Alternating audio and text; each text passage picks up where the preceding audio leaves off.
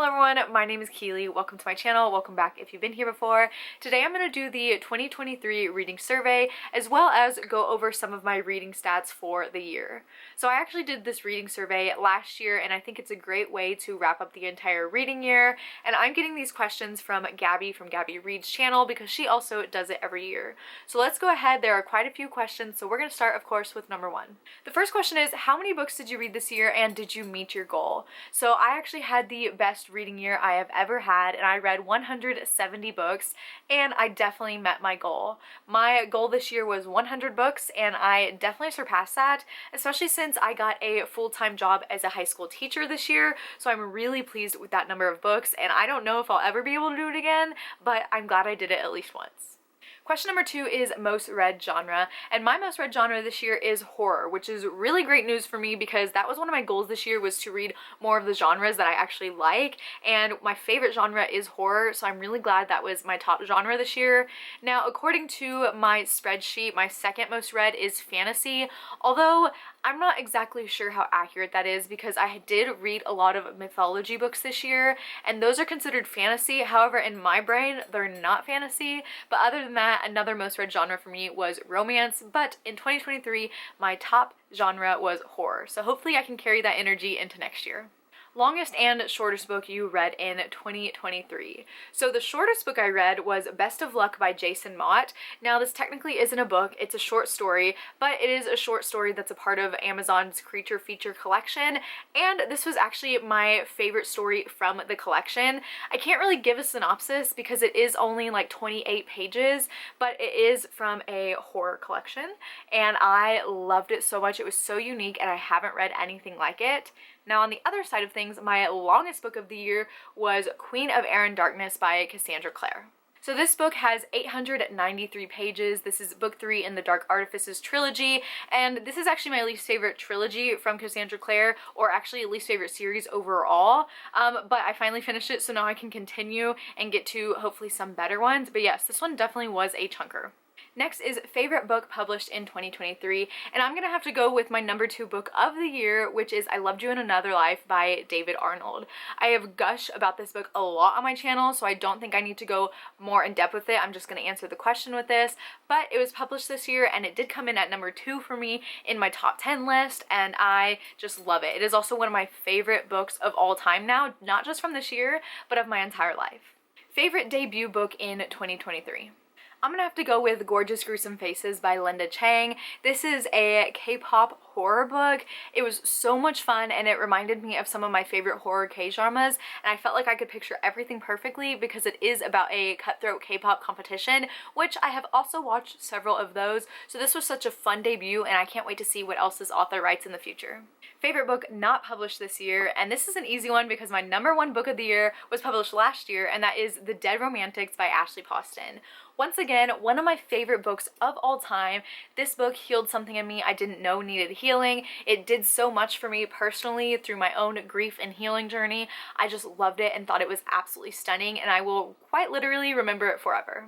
Next is a book that lived up to the hype, and I'm gonna go with A Good Girl's Guide to Murder by Holly Jackson. I read this one earlier this year and immediately read the sequel because I was completely obsessed with it. I could not put it down. I loved all the characters and I also loved the mystery that was involved. I thought Pip was so much fun and she was so smart and strong and independent and really wise for her age. I will say I hate the third book in this series, but this first book and the second one definitely lived up to the hype. Next is a book that did not live up to the hype, and this one for sure for me is Fourth Wing by Rebecca Yarros.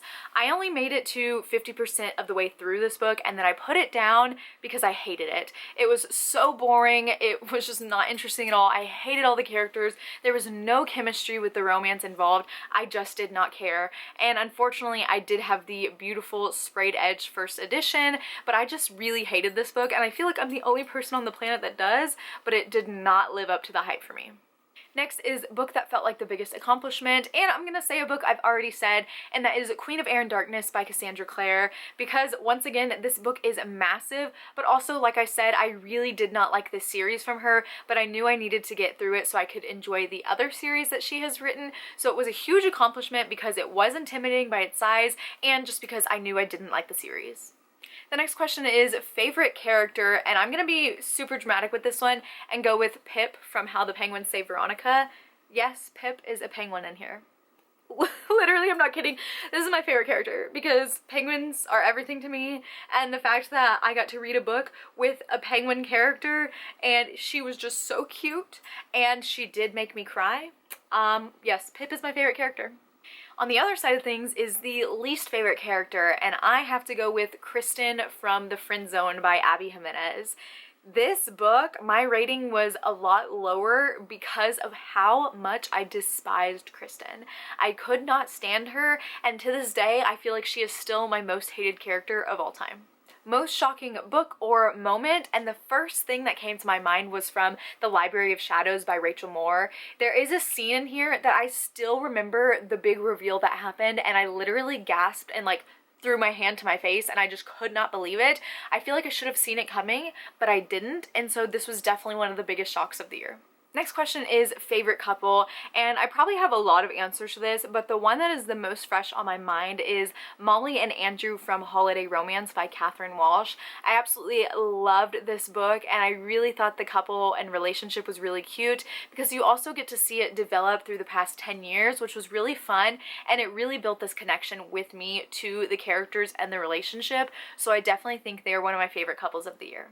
Next is the best written book you read this year, and I have to go with Wrong Place, Wrong Time by Gillian McAllister. Now, when I say most beautiful writing, I don't mean like the prose and how beautiful and gorgeous it was. I mean, this is the most intelligent and genius book I have ever read. Gillian McAllister's mind is stunning and gorgeous and beautiful because it is so intricate, and I don't know how she came up with this plot and how she wrote everything together. This book reminds me of that meme of Charlie from It's Always Sunny in Philadelphia with all the red string on a board. That's how I felt reading this, and every time I look at it, I'm just like, how did her brain come up with that? And because of that, it is the most astonishing and beautiful written book I read this year. Next is favorite book cover of the year, and I have to go with Where Darkness Blooms by Andrea Hanna. Let's just give this book a moment. Stunning, gorgeous. I love the spookiness, and my favorite book trend of all time is when there is a person and there's like flowers or foliage or leaves going and growing over their face, and this is just absolutely stunning. Not to mention I also love the book a lot, but I also love the creepiness that it incorporates the sunflowers because they're a big part of the story as well. This is just stunning. Favorite book adaptation, and this easily for me is Percy Jackson and the Olympians. Oh my gosh, I spent this entire year rereading the Percy Jackson and the Olympians and the Heroes of Olympus series in anticipation for the TV show, which came out the day before my birthday, and it was a great birthday gift. So far, as I'm filming this, 3 episodes have been out, and I am brought to tears every single time because I've been waiting for this adaptation, a beautiful, true adaptation, for so long, and it is just so good. Next is what book made you cry the most, and actually, I brought this book up earlier with my most hated character, and that is once again The Friend Zone by Abby Jimenez. I didn't love this book, but this book is sticking with me. It is stuck to my soul because of something that happens in this book happened to me in real life, and I wasn't prepared for it. I didn't know this was gonna happen in the book, and I guess technically it is like a trigger for me, but not in a bad way. It just makes me emotional, and so I sobbed and sobbed and sobbed because what the characters were going through, I knew exactly how that felt, and I really actually, it made me enjoy the book more because I could connect to it even more from that point on, but I don't remember another time where I have sobbed so much in a book. A new favorite author you discovered this year. I discovered a lot of great authors this year, but the one that first comes to mind is Caitlin Hill. So she has written 2 young adult contemporary romances, and I have read both of them this year, and both of them I gave 5 stars. They were so much fun. The first one was like a foodie romance, which is one of my favorite subgenres of romance, and the other one was a reality TV show romance, which I also love those. I just love them so much, and I will read anything she publishes now. And the last question I'm going to answer is really special to me, and that is, what is the best nonfiction you read this year? Now, I don't read a lot of nonfiction. In fact, this might be the only one that I read, but that is Run to Overcome by Meb Keflezighi. So Meb Keflezighi is one of USA's top runners several years ago, but I grew up watching him and loving him and being inspired by him.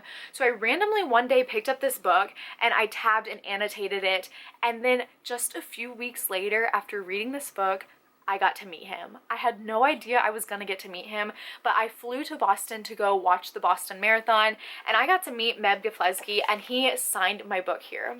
And this was just so special because he asked me, he said, "Are you running the marathon?" And I said, "No, I hope to run a marathon one day. I just don't know if I'll be able to." He looked me in the eyes and said, "I believe in you." At the end of this year, I ran my first marathon because of this man. I'm like tearing up just thinking about this.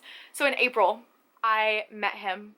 He told me he believed in me, and by December, I ran my first marathon. So this is really special to me. Easily the best nonfiction I read this year. Even if it is the only one, this is still one of my favorite things I read, and it is just so special and holds so many memories. So those are all the questions for the reading survey portion. So now I'm going to run through my spreadsheet and go over some of the stats from this year that I haven't necessarily hit upon. So I have my laptop here. If I'm looking down or to the side, you know why. So the spreadsheet I used this year was from Deja, from Deja's Book World. I really love this spreadsheet, and it tells me everything I need to know. So I'm going to go through my months really quickly. So in January, I read 17 books, February, 17 books, March, 15 books, April, 14 books, May, 15 books, June, 15 books, July, 15 books, August, 12 books, September, 12 books, October, 13 books, November, 12 books, and December, 13 books. So you can see the first half of the year I was reading more because the second half of the year I got my teaching job, but I still managed to hit double digits for each month, which I was so pleased with. So based on book count, January and February were my most read reading months of the year, but based on page count, January was actually my best reading month of the year. And based on a rating, January was also my best reading month of the year. So out of the 170 books I read, I had 32 rereads. Like I said, I had a lot of fun rereading Rick Riordan's books this year, but I also read several other series that I really loved, and I just had a great time with my rereads this year. So based on rating breakdowns, I had 7 1 stars, 26 2 stars, 39 3 stars, 37 4 stars, and 61 5 stars. So my average rating for 2023 was 3.7 stars, which isn't horrible. And the last stat I want to go over is if I physically owned the book or if I didn't. Because one of my goals this year was to read most of physically owned books because I have a lot of books that I need to get through. And I am proud to say 56.5% of the books I read were physically owned. However, remember, some of those were rereads. So I didn't really get my TBR down the way I wanted it to, but I was reading a lot of my own books. So those are all of my stats for the year of 2023. I am so pleased with this year. Like I said, it was my best and favorite reading year. Let me know how many books you read. Remember, even if you just read one book this year, that is such an accomplishment because a lot of people don't even do that. But thank you so much for watching my videos this year and hopefully in 2024 as well. If you have made it this far in the video, go ahead and leave the pencil emoji. But that is it for this video. Thank you so much for watching. As always, all my social media links will be down below, and I will see you next time. Bye!